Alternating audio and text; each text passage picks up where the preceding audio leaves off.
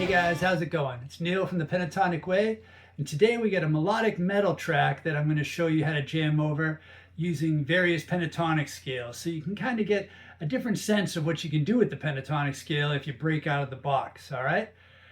This one is super fast. I had trouble keeping up with it, but you know, just take it slow. Sometimes when you have a fast track, you can play slower with it as long as it's melodic, you know, and you're playing the right notes. I think of Plini or like Steve Vai or Joe Satriani, some of their more melodic stuff might work over something like this, like Summer Song, right? Okay, so how did I approach it? Like there's two parts to this. You have the D minor, or the A part, so it's D minor, B flat,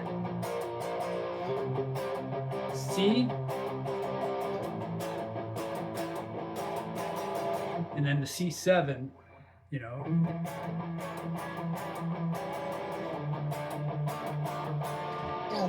Now a lot of times he's playing fives, like power chord, which is cool. There might be some thirds in there now and then. But what I did for that one, on the D minor, I kind of focused on D minor pentatonic, which I don't think will be a surprise to you.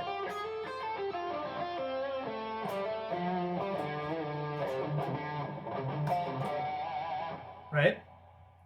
So that's for the D. For the B flat, I did B flat major, right? So all you have to do is raise that note up, and then you have the B flat major scale here. Oh, I should point out for the D minor, I was playing the fourth shape here at the 5th fret. And for the B flat, I'm playing the 2nd shape at the 6th fret. And if you want to learn how to do this sort of thing, check out the pentatonicscale.com. Shameless plug! Sorry. And then for the C, when I was jamming on it and improvising, I kept trying to use C major, which seemed to make sense to me, and that would be the 1st shape here at the 5th fret. Right? But then it just didn't sound right. It wasn't the sound I had in my head. So what I ended up doing is going back to the 4th shape. So I'm actually playing D minor over C. Or I guess I could be playing F major over C. It's the same thing. But all that means is instead of playing the 3rd here, the major 3rd, I'm playing the 4. So it's almost like a C sus scale that I'm playing over the C major. And that was the note that kept like bugging me. Like for some reason when I would play that note over it, it just didn't sound right. It didn't fit. So instead I play the 4th shape here over the C. And I'd suggest the same thing. Try the 1st shape, you know, if you're trying this, and just see how it sounds to you. And then when it gets the A major or the A7, I figure it's an A7. So I play A minor pentatonic, and that seemed to work. I liked how that sounded.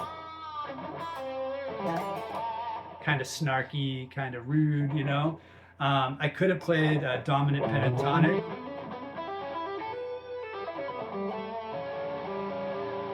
And that would have worked, I guess, but this song is just so fast, this track, that I was just grabbing at the most simple shapes I could, right? And between those three, right, you get the 4th shape, you get the 2nd shape, 4th shape again, and then the 1st shape. There's enough resolution in between those. You can hear the difference, so it brings that out in my phrases. And they're kind of the same shape. If I'd start jumping into like a dominant pentatonic, I'm not there yet, man. I'm not able to like pull that out in this tempo, you know, and I know that. So you know thyself, right? Cool, so that's the A section. And then the B section, what they call the chorus here, starts in D minor again, and then F major. Oh, I'm sorry, I jumped straight down. D minor, B flat again, F major, C major, right? And what I do is I use the same scales, right? Because like when we use that fourth shape over the C in the first section to make it like a C sus scale, in this case we have F in that spot of the progression, and that fits, that's the fourth shape, that's F sharp, F minor, sorry, F major. Sorry, it's Friday, dude, my brain is fried. Friday. So that's what I was doing with those scales. Now, some of the things that you can do with those are pretty cool. Like how I started out, I was like, oh, I want to get like a groove going. So I started just like grabbing notes from the pentatonic. The first one's just D power chord. Now for the B flat major, we're in the second shape here, so I know I can just move that note up. I thought that sounded cool. And then for the C, C, I went down to C power chord. And then I went to this. And if I wasn't improvising, it had to compose, I'd do something like that. I think I did something like trying to walk up, but in hindsight, I think I would do something more catchy, like, you know. And the next time around, I tried to throw in some other notes from the scale, like,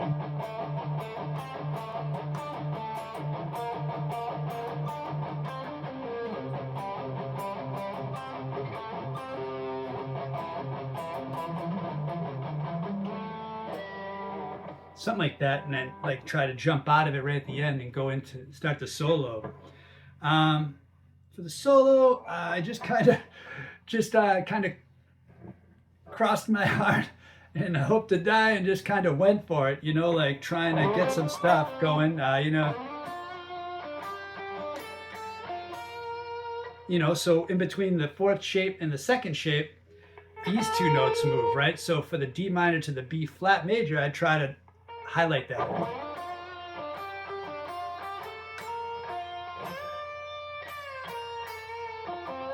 That's back to the fourth shape, so. And then for the first shape, I know that those two notes are going to change, so I try to lead myself there, so when the A hits, I can like hit that note that changed, so it sounds like it's really tied in, you know. In soloing like this, at this speed is kind of difficult. It takes a little bit of practice, and a lot of times I would hear the thing I wanted to do like fractions of a second before it happened, so I'd be like, yeah, and I'd try to get there, and sometimes it didn't happen, and that's okay. I mean, whatever. That's the fun part, right? And then, yeah, sometimes I go up here for the D minor. That's the first shape at the 10th fret. That's where probably you might be thinking a D minor pentatonic, right? And then so the B flat major would be right here. That would be the fourth shape.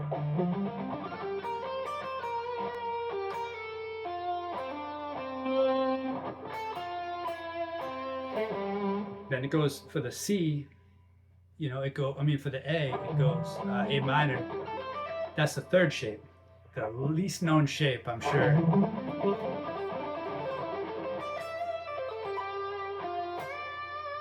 And one cool thing that I did hit upon at one of the times I was trying to do this is like if I was doing like a hook, like this was composed, right? Or I was jamming, I'd jam it, and then after we stopped jamming, I'd be like, whoa, let's rewind it. And hopefully I record it and be like, oh, this is the hook, you know? So you could do some.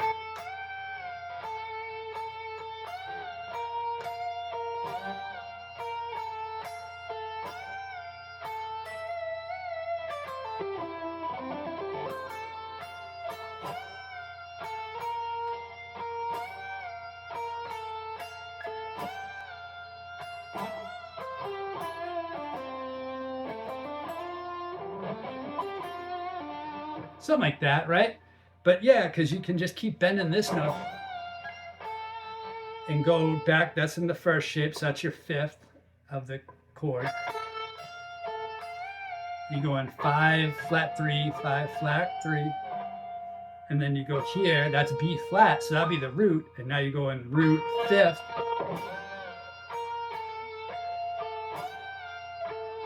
That's the 13th of C. Oh, yeah. And then for the A, we go to that third shape, so this is where you would be.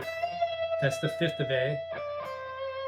And then just an octave.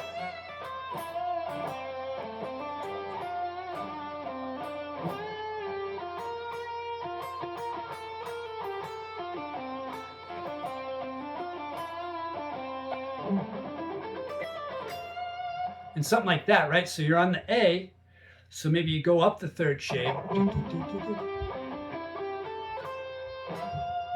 You know you're aiming for that note, because that changes when you go there. So like that would probably be good. Da, da, da, da, da, da, da, da, da, da, da, da, da.